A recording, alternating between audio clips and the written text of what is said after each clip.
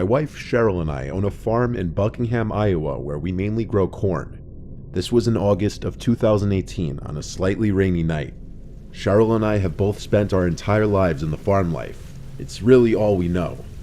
Of course, farm life in Iowa means lots of space and very few people. Our closest neighbors, George and Kenny, were each about half a mile away in opposite directions, also farmers.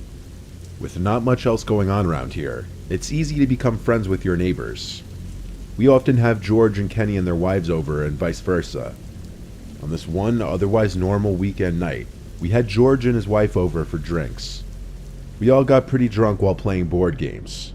They left around 11. Luckily, it's a 30-second straight line of a drive home.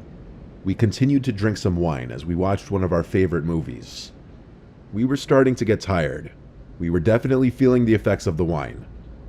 We were most likely just going to fall asleep on the couch cuddled up together when there was a knock at the front door. A knock at the door at this hour was unusual. In fact, it never happened before.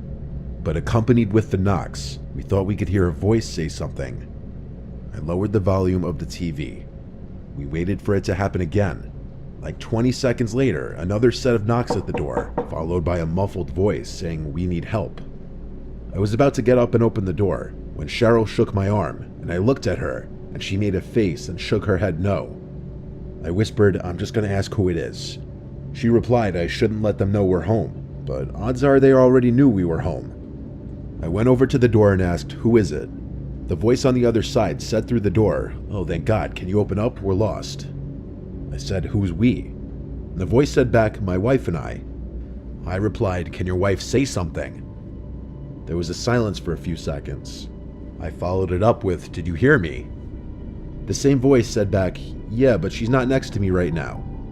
This is where red flags started going off in my head, and I started to realize the voice sounded a little off, like a man trying to make his voice sound a little higher. I laughed and said, "George, is that you?" George is a big goof, and him being drunk, it wouldn't be unheard of for him to do something like this. The voice said back, "Yeah," in a slightly deeper voice now. I almost felt relief, believing that it was actually George, but I didn't want to open the door just yet before confirming. Having someone knock on your door out here late at night claiming to be lost doesn't happen. It's not a thing, and it's an immediate cause for alarm. I said through the door, "Prove it, what's your wife's name?" A now unfamiliar voice said back, "That's a trick question." My smile disappeared. I went to get my phone and called George. Cheryl was watching the whole thing, telling me we should call the police. I said, "Hold on." The phone rang like 3 times before George picked up. Right away, I said, "Are you at my front door right now?" And he said, "No, why?" I told him there's someone at our front door trying to trick me into opening it. He said he'll hurry right over, and we hung up. Keep in mind, all of us were still drunk during this. There were knocks again at the door. I yelled, "I have a shotgun waiting for you if you don't leave here now." The voice said back, "We're just trying to use a phone, that's all we need." Cheryl called 911, which out here, it takes an extremely long time for an officer to arrive on scene. We heard footsteps walking around our wooden deck that wraps around the house. A couple sets of footsteps, actually. They stopped at one of our windows, which had the blinds closed, and we heard one of them attempting to lift the window open. This caused Cheryl, who was still on the phone with 911, to scream, "Leave us alone." I followed suit and screamed at the top of my lungs to get the fuck out of here or I'll shoot you.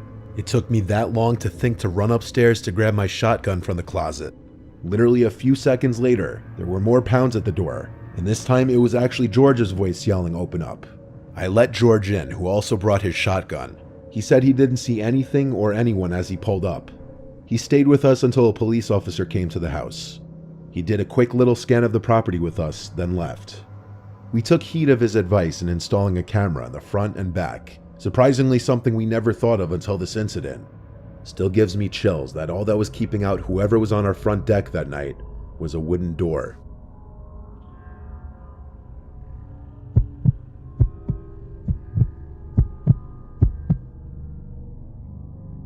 This story takes place at my grandparents' farm in the summer of 2018. I was alone one night since my grandparents were away. I was getting paid to watch the farm for a couple nights. On the last night, I was watching TV in the living room when I started to hear a strange noise coming from outside in the cornfield. At first I shrugged it off because I figured it was most likely a deer. That was until I heard all the cows start mooing at the same time. Usually you would hear maybe one cow moo at a time, but when every single cow starts mooing, then something is wrong. Something or someone would have to startle them to make all the cows freak out like that. I was the only one at the farm, so it was of course my job to see what was going on. So I went to the closet to get a coat on and go outside, but just as I was about to go outside, I heard a very high-pitched cow scream. I stood still for a while, shaking in my boots. Something terribly wrong was going on with the cows. I quickly ran upstairs to my grandpa's room. Under his bed, he always keeps a few guns. I loaded his hunting rifle and went outside. The cows still would not stop mooing, so I went into the barn to check. There was nothing out of the ordinary. All the cows were still here. That was until I walked further down and noticed that one cow was missing from his stall. It didn't make sense. I was sure he was tied up to the stall the last time I saw him. Then I thought I could hear a cow make a high-pitched moo sound from the cornfield outside the barn. So I went outside, but while I was walking to the field, I swear I heard what sounded like people talking. I finally had enough of this. I fired 2 rounds into the air. Everything went silent. The cows were quiet, and I couldn't hear anything from the field. That was until I heard the footsteps in the field. I didn't know if I had the balls to go inside the cornfield, but I had to do it anyway. This is the exact reason farmers have guns, and I couldn't just hide inside the house with trespassers in the field. I started to walk into the crops, and I could hear many pairs of footsteps all beside me. I was getting even more freaked out as I continued to walk deeper into the field, and then I froze. Down one of the rows of corn, there was a person in all black standing a few feet away from me. I rose my gun up, telling him to get out of my field. I wasn't bluffing, I was ready to shoot, but he never moved. So I fired another round into the air to scare him off, but he still didn't move an inch. Then he actually started walking towards me with his arms slightly out, as if telling me to lower my weapon. I aimed my gun at him again, screaming at him to go away. And that's when I made the horrible realization that I was surrounded by people dressed in dark clothing, like at least 6 or 7 other people. That was only the people I could see, who knows if there were more.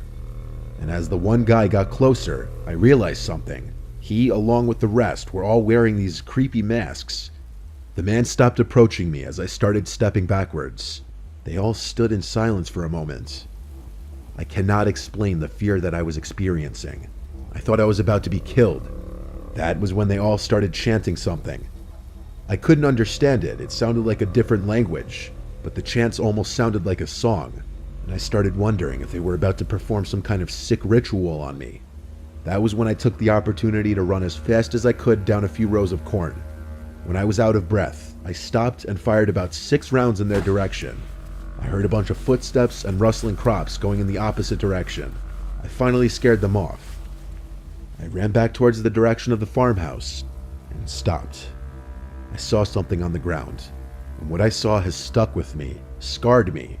There was a cow head sitting in the middle of a circle of candles. I wanted to yak, and as soon as I got back to the farmhouse, I did. I grabbed the house phone and called the police. I told the operator everything to the best of my ability. She said that an officer would be there soon. After I got off the phone with the police, I called my parents explaining the situation and asked them to come pick me up. My dad said he'd be there in an hour. I sat upstairs in my grandpa's room, shaking and crying at the same time, waiting for what felt like an eternity, until I finally heard a police car outside. I ran outside to the officer and never felt happier in my life. I told everything to the officer. He searched the barn and then a little bit of the cornfield, and he found the cow head. He called up a search team after that, as this was now an active crime scene.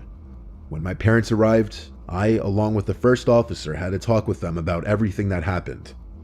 Thankfully, my parents took me home after that. My grandparents took this very seriously, of course, and installed a high-tech security camera system all over the farm. Who knows what kind of group that was, but clearly they were doing some kind of animal sacrifice ritual or something. I just happened to be the unlucky one home alone on the farm they chose to do it at.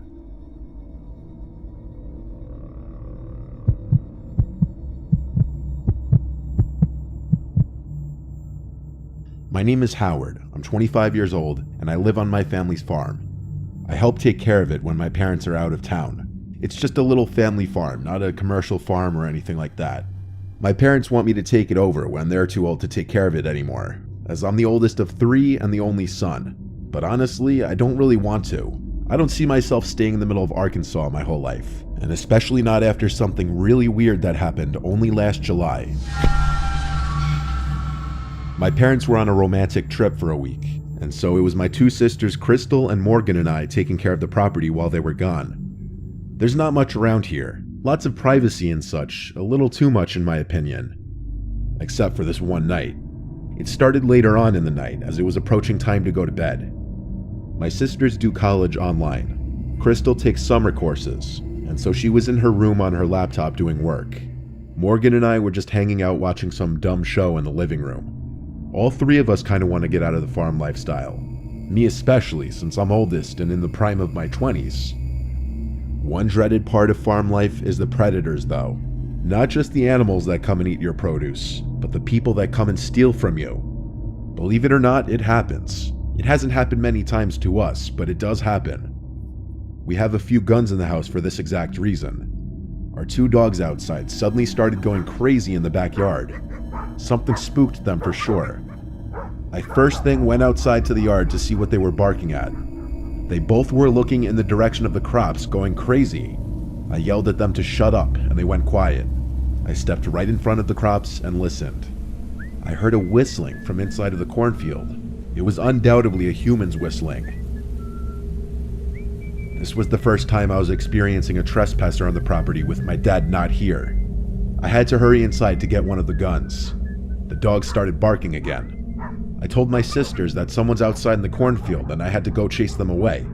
They both said that was a terrible idea to go run into the cornfield in the dark, and they knocked some sense into me when I realized they were right. I also realized how downright terrifying that would be. So instead, I went out back to the dogs once more going crazy, barking in the direction of the crops. I aimed the gun into the air and fired off a shot which echoed into the night, silencing the dogs. I also was on some kind of power trip in the moment and screamed out to get off our land as loud as I could. I felt that would have done the trick and went back inside. My sisters were both laughing, which caused me to laugh too. But our little laugh amongst each other didn't last long, because the dogs started going crazy again, even crazier this time. I went back outside, ready to do the same thing again, but I felt my heart skip a beat when I saw the guy standing about 20 feet from the dogs, right in front of the cornfield. He looked at me and I screamed, "Hey," at which point he ran into the cornfield. I started running over and fired another shot into the air. I stopped by the dogs. There was no chance in hell I was going in there. I wasn't about to leave the dogs out here either. I unclamped their chains from the hooks and brought them inside the house. I told my sister someone was sneaking around in the cornfield. So what did we do? We called our dad. He told me I had to be the man of the house and protect my sisters. He recommended I fire another warning shot outside if whoever it was came back. After this, we all just gradually went to our respective rooms. My sisters each brought one of the dogs in their rooms and I brought the gun in my room, just because we were all a little spooked by this. I had the window open, and as I was laying in bed watching a movie on my laptop, I heard a whistling from outside. I hurried to the window and looked out to see someone slowly walking in the grass. Then, like he had some sixth sense, he stopped walking and turned to look at my window, still whistling. This jerk was obviously trying to mess with us and scare us. A very stupid idea when I already made it clear I had a gun. I ran to grab the gun off the bed and aimed it out the window. I shot at the grass a few feet away from him, purposely missing, of course. This cut his little horror movie act short, and he ran out of view of my window towards the front of the house. This time he didn't come back. He'd have to be a fool to come back after that. I obviously told my sisters why I shot, and I assured them he would not be coming back. We never found out who it was or why. It could have been some teen or multiple teens just trying to scare some innocent farmers for fun, or it could have been an actually dangerous person.